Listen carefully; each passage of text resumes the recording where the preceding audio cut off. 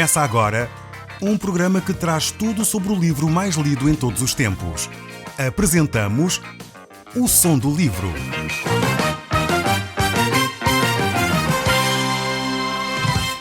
Seja muito bem-vindo. Neste podcast vai encontrar o livro mais conhecido e lido em todo o mundo.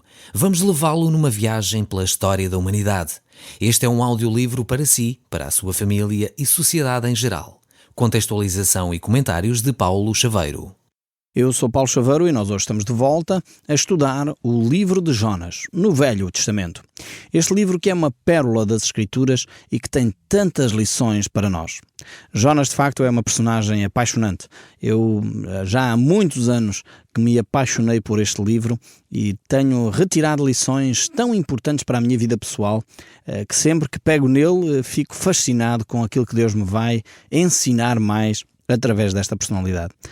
Realmente gostaria que você pudesse ter a sua Bíblia à mão e pudesse acompanhar estes versos bíblicos onde nós vamos fazer certamente comentários relevantes para o nosso dia-a-dia. Estamos a ver aqui este homem que é uma personagem que tipifica todos aqueles que de alguma forma procuram fugir da presença de Deus. E vemos que a mensagem central deste livro é uma mensagem de amor. Uma mensagem de amor de Deus para com aqueles que são seus filhos. E uma mensagem de amor de Deus para com aqueles que não são seus filhos. Ou seja, realmente vemos que Deus é um Deus que ama, em primeiro lugar. Como diz a carta de João, Deus é amor. E Ele o é no Velho Testamento, Ele é no Novo Testamento, Ele sempre foi e Ele sempre será, porque a sua essência é o amor.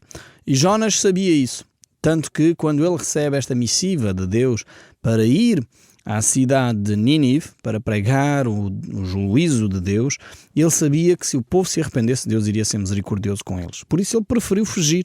Ele queria que Deus realmente julgasse, castigasse aquele povo. Tal era o coração deste profeta. Realmente é um profeta que tipifica muito cada um de nós. Muitas vezes nós pensamos, seria bem feito que aquela pessoa que me fez isto sofresse isto e aquilo e aquilo outro. Se calhar já lhe passou isto pela cabeça, alguma pessoa que lhe fez mal e você gostaria mesmo que Deus a punisse. É verdade que não é uma atitude nada cristã essa, mas infelizmente nós somos assim. E Jonas era assim também. Por isso ele colocou-se num barco para fugir para Tarsis, aqui para o sul de Espanha. Procurou fugir da presença de Deus, mas Deus não se confina. Não se confina a uma nação, não se confina às paredes de uma igreja, Deus não se confina a uma confissão religiosa. Deus é muito mais lato que isso. E Ele vai aonde nós estamos. Então o verso 7 a 12 do nosso primeiro capítulo de Jonas diz assim: E diziam uns aos outros, portanto os marinheiros, estamos já no meio da tempestade, Deus lança uma tempestade sobre o mar para chamar Jonas à razão, e diziam então uns aos outros: Vinde, lancemos sorte para que saibamos por causa de quem nos sobreveio este mal. E lançaram sortes e a sorte caiu sobre Jonas. Então lhe disseram: Declara-nos agora por causa do que nos sobreveio este mal. Que ocupação é a tua? De onde vens? Qual a tua terra? E o teu povo? Quem és tu? E ele lhes respondeu: Eu sou hebreu, temo ao Senhor Deus que fez os céus e fez o mar e a terra. Então os homens ficaram possuídos de grande temor e lhe disseram: Que é isto que fizeste? Pois sabia os homens que fugiam da presença do Senhor, porquanto o havia declarado. Disseram: Que te faremos para que o mar se acalme? Porque o mar se ia tornando cada vez mais tempestuoso. Respondeu-lhes: Tomai-me e lançai-me ao mar, e o mar se acatará, porque eu sei que por minha causa vos sobreveio esta grande tempestade. Então nós já fizemos muitos comentários sobre este texto bíblico, mas eu gostaria de voltar a ele. O primeiro aspecto é que muitas vezes as nossas atitudes, a nossa desobediência, levam pessoas inocentes a sofrer. Este é um facto muito claro aqui neste livro de Jonas. O facto de Jonas ter desobedecido a Deus, procurar fugir da presença de Deus, arrastou com ele estes marinheiros que não tinham culpa absolutamente nenhuma da desobediência de Jonas. Eles teriam certamente outros problemas para resolver com Deus, mas este não. Este era um problema de Jonas. E ele arrastou estes marinheiros para uma situação de perigo de vida por causa da sua desobediência. Esta é a primeira lição que nós temos que tirar, porque muitas vezes nós pensamos que isso, o meu pecado é entre mim e Deus e os outros não têm nada a ver com isso. É mentira. Tem sim, porque muitas vezes inocentes estão a sofrer pela sua desobediência. Estão a sofrer muitas vezes porque a sua amargura está-se a tornar cada vez mais insuportável. porque as suas palavras duras estão-se a tornar cada vez mais insuportáveis e você nem se dá conta que é por causa da amargura que alimenta no seu coração. Isso é pecado e o pecado tem que ser resolvido com um pedido de perdão. Então é uma grande lição que nós tiramos aqui de Jonas. Não podemos arrastar inocentes para a nossa desobediência. E a única forma de o fazer é consertarmos as coisas com Deus rapidamente. Um segundo aspecto importante aqui desta lição é que Jonas chegou a um ponto da sua caminhada com Deus que preferia morrer a obedecer. E eu espero sinceramente que você não tome esta atitude que Jonas tomou aqui. Quantas pessoas orgulhosamente pensam que eu prefiro continuar a desobedecer a Deus do que a fazer a vontade de Deus? Seria uma atitude terrível. Certamente as circunstâncias que levaram Jonas a fugir da presença de Deus poderiam ser muito razoáveis. O povo de Nínive era um povo terrível, e talvez o seu nacionalismo israelita tivesse ao rubro e ele achasse que outras nações não deveriam de receber o Evangelho. Talvez ele tivesse visto a chacina dos assírios até se calhar sobre a sua própria família e isso validava a sua dificuldade em partilhar o Evangelho. Talvez ele pensasse, bem, eu não domino a cultura da Assíria, eu não consigo entender aquele povo, como é que eu vou partilhar? Uma série de receios certamente subiram à cabeça de Jonas e ele fugiu para Tarsis. Mas isso não valida a desobediência de Jonas, ao ponto de ele chegar a dizer, Senhor, eu prefiro morrer. Jonas tinha uma outra saída e é curioso que ele não se lembra da outra saída. A outra saída era o arrependimento, era o buscar a Deus, era voltar-se para Deus. E quantas pessoas que até se dizem cristãos procuram o suicídio, procuram a morte, em vez de escolher o caminho da vida. Há sempre uma solução. A solução é o retorno a Deus. Talvez você está a passar uma situação difícil. Uma situação onde você pensa talvez em suicídio. Onde diz, eu já não tenho mais esperança, já não tenho mais solução. Eu quero dizer, em nome de Jesus, você tem solução. E a solução é arrependimento. É o buscar a Deus. Volte-se para Deus. Volte-se para Deus. Não desista. Não se deixe lançar ao mar. Jonas chegou a este ponto de dizer, bem, é preferível ser lançado ao mar do que voltar a obedecer. Não chegue a esse ponto. Lembre-se onde caiu, volte aos rudimentos da fé, volte a encontrar uma comunidade, talvez você se sente só. Procure uma comunidade na sua cidade, certamente vai encontrar, perto da sua casa, há de certeza uma igreja, onde você pode congregar, uma igreja que ensina a palavra de Deus, uma igreja onde a palavra de Deus é ensinada com toda a propriedade e é desafiada a viver dentro dessas verdades bíblicas. Procure uma comunidade cristã onde você pode crescer na sua fé. Então temos esta situação onde Jonas desistiu da sua vida, pensava que já não valia a pena, em vez de ele se lembrar que há um caminho, que era o caminho do arrependimento. Mas Deus ama tanto este homem que Deus não quer o seu fim. E muitas vezes isto acontece. Quando as pessoas tentam o suicídio e depois não conseguem concretizar. Eu quero dizer que isso é amor de Deus. É a manifestação do amor de Deus por si. Ele quer lhe dar mais uma oportunidade. Ele quer lhe dar mais oportunidades para você se encontrar profundamente com Deus. Não desperdice essa oportunidade. Então vamos ver o que aconteceu aqui com Jonas. Estamos no verso 13 do capítulo 1 e diz, entretanto, os homens remavam, esforçando-se por alcançar a terra, mas não podiam, porquanto o mar se ia tornando cada vez mais tempestuoso contra eles. Ou seja, há aqui um outro aspecto. Este livro, como vocês sabem, eu saborei este livro de uma forma tremenda. Este livro tem aqui mais uma coisa extremamente interessante. É que as tentativas humanas para resolver os problemas não levam a lado nenhum. Não sei se repara neste facto aqui no verso 13. Ou seja, os homens tinham boa intenção, os marinheiros eram homens experientes, queriam a viva força chegar à terra, mas não conseguiam. Não conseguiam porque o problema era um problema de ordem espiritual. Tinha que se resolver de forma espiritual. Não se resolvia de forma natural. Então os esforços humanos não resolvem o problema do coração do homem. A religião não resolve o problema do coração do homem, porque o problema do coração do homem é um problema de natureza espiritual. Então diz o texto aqui no verso 13 que os homens remavam, eles procuravam encontrar soluções, mas as soluções humanas propostas por eles não eram a solução de Deus. Jonas sabia qual era a solução de Deus. Jonas sabia que se ele se arrependesse, se ele pedisse perdão a Deus, aquele homem poderia chegar à terra, aqueles homens sairiam da tempestade. Aliás, como vamos ver, a tempestade é rapidamente amainada assim que ele é lançado borda fora. Mas este não era o plano de Deus inicial. Creio que Deus esperava que Jonas se arrependesse, Jonas se voltasse para Deus. Então o verso 14 diz: então clamaram ao Senhor e disseram: Senhor, rogamos que não pereçamos por causa da vida deste homem, e não faças cair sobre nós este sangue, quando nós, inocentes, porque tu, Senhor, fizeste como te aprove. Ou seja, ao mesmo tempo Deus utilizou esta situação para levar estes marinheiros a chegarem ao conhecimento de quem Deus é. Veja bem como Deus utiliza todas as situações para benefício do homem. Estes homens eram pagãos. Você lê lá no início do capítulo 1. Eram pagãos, tinham os seus próprios deuses, tinham as suas velinhas, faziam as suas procissões, tinham a sua religião. E Deus disse: isso não serve de nada. E deixou que eles presenciassem uma tempestade divinamente providenciada para eles chegarem ao conhecimento de quem Deus é. Ao ponto de eles clamarem a Deus. Já não clamavam aos seus deuses, porque eles perceberam que os deuses pagãos não respondem. Os deuses pagãos são surdos, mudos, não ouvem, não falam, não têm ação, não podem agir, mas o Deus Todo-Poderoso pode. E eles chegaram ao ponto de clamar então a Deus. E o verso 15 diz: e levantaram a Jonas e lançaram no mar, e cessou o mar da sua fúria. Eu realmente, quando olho para Jonas, digo, eu não quero ser assim. Eu não quero ser como Jonas.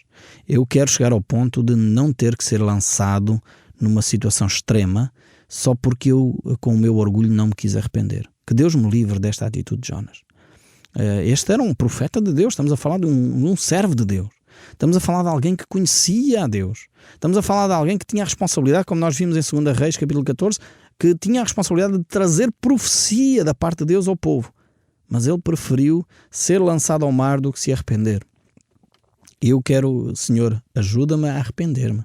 Ajuda-me a pedir perdão. Ajuda-me a dar meia volta e voltar aos teus caminhos. A não ficar numa atitude de orgulho, querendo e achando que eu é que estou certo e que o caminho é este. Porque o caminho é um caminho de destruição.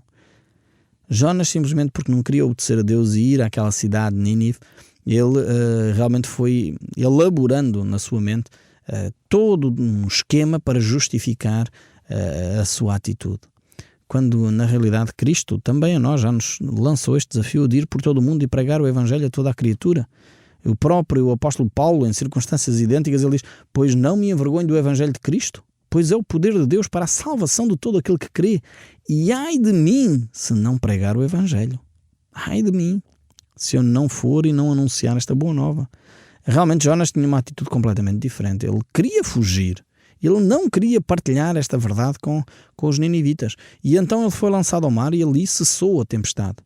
E veja bem agora o que acontece no verso 16. Temeram, pois, estes homens em extremo ao Senhor e ofereceram sacrifícios ao Senhor e fizeram votos. Ou seja, estes homens que começaram o capítulo por fazer sacrifícios a deuses estranhos, a deuses que não existem, porque os deuses, as imagens de escultura não falam, não ouvem, não podem atender às nossas preces e orações.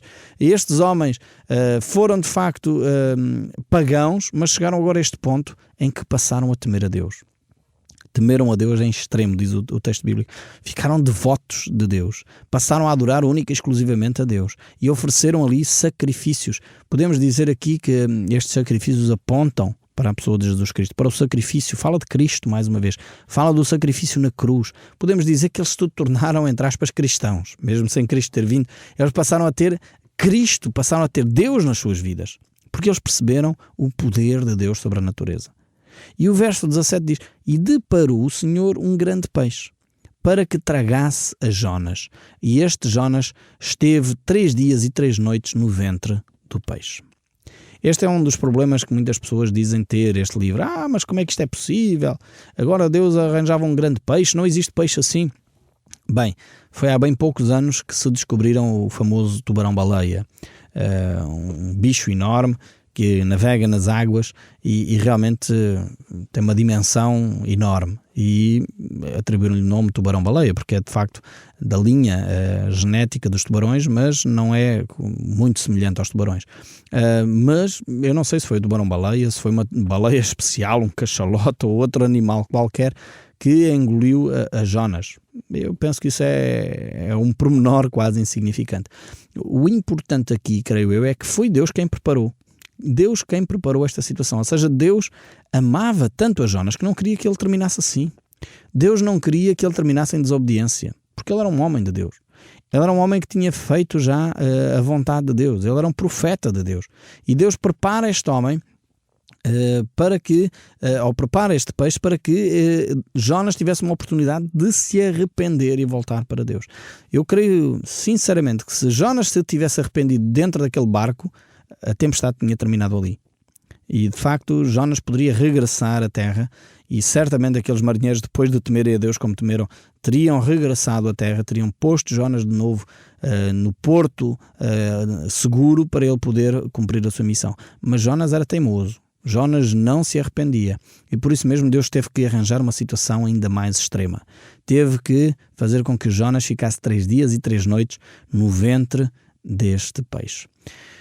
Eu imagino que não deve ter sido nada fácil. Eu lembro-me de algumas pessoas que me relataram episódios em que as pessoas ficaram soterradas debaixo de escombros, e naquele momento as pessoas fazem todo o tipo de promessa a Deus. Deus, se me tirares daqui, eu faço isto, eu faço aquilo, eu faço aquilo outro. Porque a pessoa está viva e não sabe quanto tempo vai ficar ali. Eu imagino que Jonas, diante deste cenário, começou a considerar as coisas de outra forma. Enquanto estava na tempestade, diz lá o texto bíblico que ele estava a dormir. Mas agora começou a perceber que a coisa era mais séria. E ele estava vivo dentro daquele ventre, daquele peixe. Vemos como ele passou ali 3 dias e 3 noites dentro daquele ventre. E vemos também que esta imagem Deus depois usa para dar um símbolo, ou simbolizar a morte e a ressurreição de Jesus Cristo. A Bíblia registra, de facto, muitos milagres na história da humanidade. E eu não sei porque é que as pessoas atacam tanto este milagre aqui, e às vezes aceitam com muita facilidade o facto do Mar Vermelho se ter aberto e o povo passar a pé enxuto o Mar Vermelho, ou aceitam com muita naturalidade a ressurreição de mortos que é descrita na Bíblia, mas depois têm grande dificuldade em lidar com esta personagem. Não entendo sinceramente a razão por que Jonas é tão atacado, exceto pelo facto de Jonas e este momento tipificar de uma forma clara o amor de Deus. E as pessoas não querem ser confrontadas com o amor de Deus.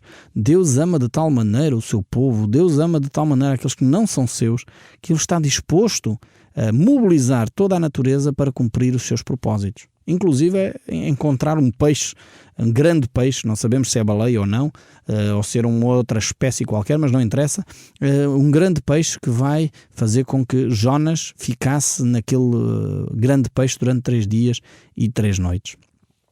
Isto já tem sido relato de muitos debates, até que chegou ao ponto de um dia, de facto, já encontrarem um homem dentro de um tubarão e tiraram-no, apesar de inconsciente, com vida.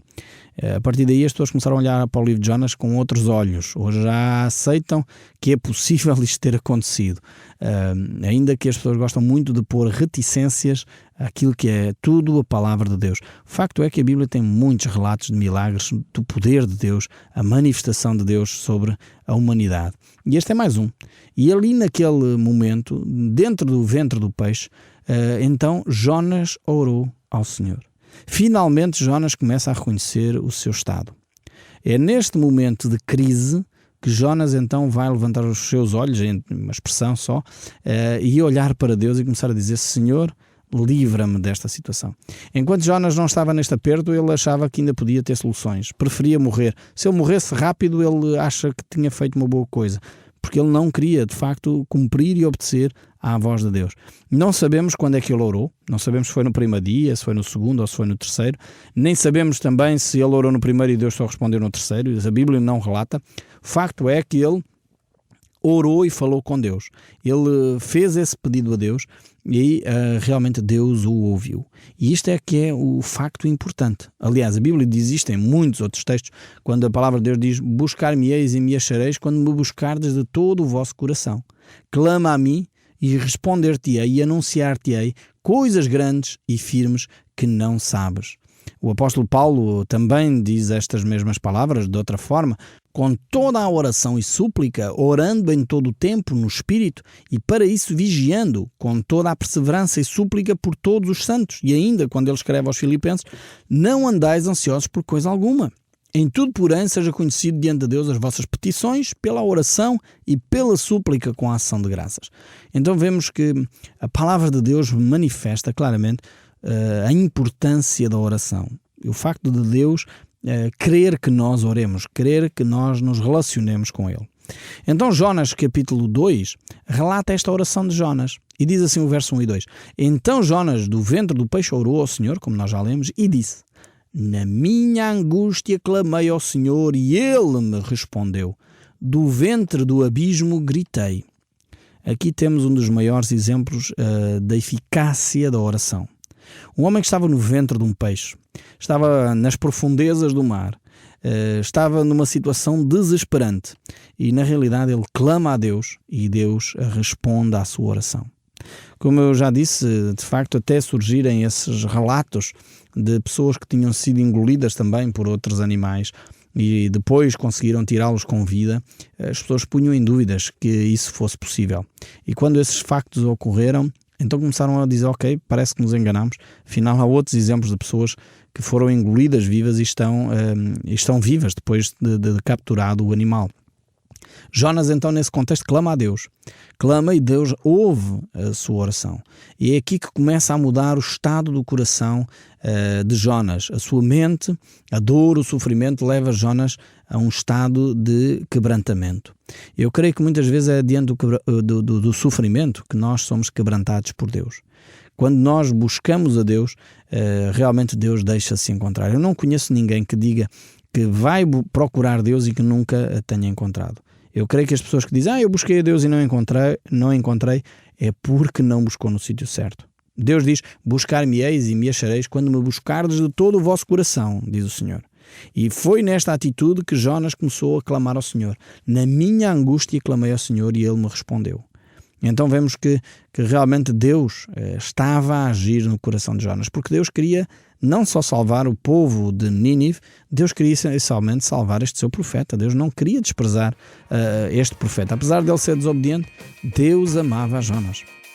O Som do Livro, uma produção da Rádio Transmundial de Portugal.